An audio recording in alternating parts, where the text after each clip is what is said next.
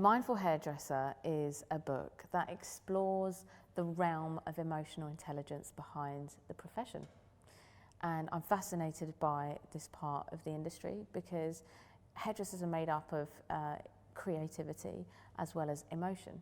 And for me, it constitutes almost 50% of the service. And I think it's underspoken about, it's underwritten about, but we do it every day as hairdressers. And it constitutes a huge part of our everyday life. And it governs all of our sales, it governs our relationships with clients, and yet we're not taught it. We're expected to learn it on the job. It comes very naturally to some people, but to others it really doesn't. And I've spent the last few years observing that and collecting my observations and learnings, and I've put them into a book.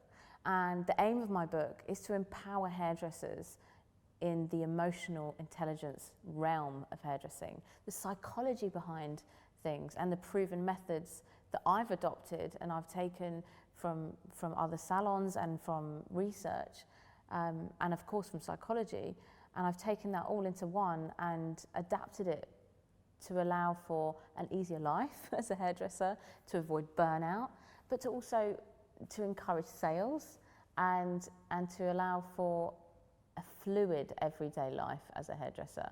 You know, when we connect with clients, there is a huge responsibility that comes as the nation's unofficial therapist. And I think that is so important to consider.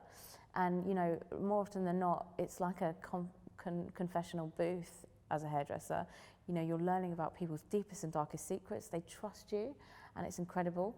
But how do we take that information on? How do we respond to the non-verbal cues and the non-verbal communication that they might be giving us?